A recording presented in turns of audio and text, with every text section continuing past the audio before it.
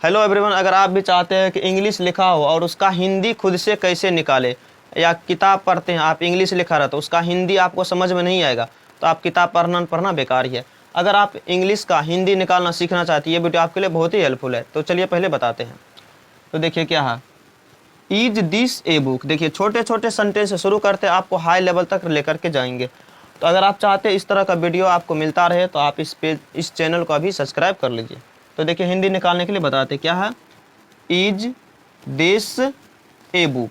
तो इसका हिंदी निकालने के लिए आपको देखिए पहले ध्यान देने की बात क्या है, इज दिस ए बुक। आपको इज अगर शुरू में कहीं भी वर्ब मिल जाए तो उसका हिंदी कुछ भी नहीं होता, उसका हिंदी कुछ भी नहीं होता। बस अगर कहीं भी शुरू में वर्ब लगा रहता तो उसको हिंदी में क्या निकाला जाता है, क्या निकाला जाता है, क्या। तो ये तो बिल्कुल आसान है, क्या। अब यह का हिंदी क्या होता है, यह का हिंदी क्या होता है, दिस का हिंदी क्या होता है, यह। अब इसका क्या होगा, या एक आप लिख भी सकते हैं, नहीं भी लिख सकते, वैसे दिस मतलब ही होता है एक। अब बुक का हिंदी क्या होता है, किताब। तो आपको हिंदी निकालने के लिए तभी आप सीख सकते हैं जब तक आपको पूरा वर्ड मीनिंग वर्ड तो याद रहना चाहिए, तभी आप इंग्लिश लिखा रहे उसका हिंदी निकाल पे। अब देखिए ध्यान से कैसे होता, इज दिस ए बुक क्या है। तो कहीं भी आपको वर्ब अगर शुरू में मिल जाए उसका है नहीं बोलना, ऐसा नहीं बोलना है कि इज है, दिस यह एक किताब है, यह एक किताब, ऐसे नहीं बोलना। अगर कहीं भी शुरू में कोई भी वर्ब मिल जाए, चाहे हेल्पिंग वर्ब हो या मेन वर्ब हो, तो वहाँ आपको ये जो कि इज की हेल्पिंग वर्ब है लेकिन यहाँ मेन वर्ब का काम करता है, ये सब आपको बाद में बताएंगे। तो इसका हिंदी कुछ भी नहीं होता, आपको बस क्या लगाना है, क्या यह एक किताब है, और लास्ट में आपको है लगाना, क्या यह एक किताब है। ऐसे आपको हिंदी निकालना है।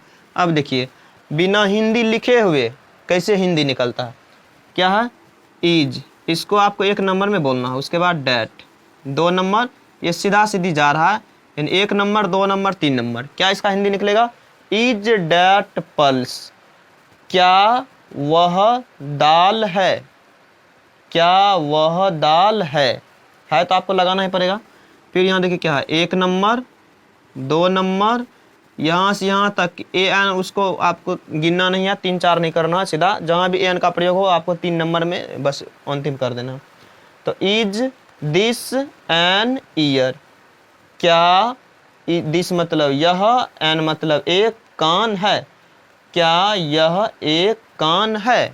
अब देखिए इज डैट कर्ड, तो 1 नंबर 2 नंबर 3 नंबर, बस एक ठो आपको हिंदी बता दिए, हिंदी कैसे लिखना है और खुद से मन में सोचना है। मन में अगर आप सोचते हैं, दिमाग लगाते हैं, तभी आप निकाल पाइएगा। आप सिर्फ इंग्लिश लिखा और उसका हिंदी निकालने के लिए हिंदी लिखना ना पड़े, खुद से अगर सोचते हैं और भी बेहतर होगा।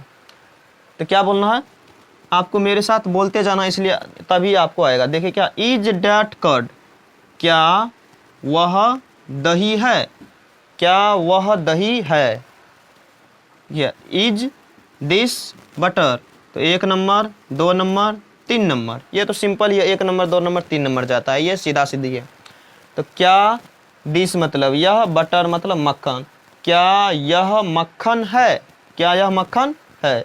फिर यहाँ देखिए क्या, इज डैट ए बॉल, तो आपको बस नंबर बैठाने के लिए आना चाहिए।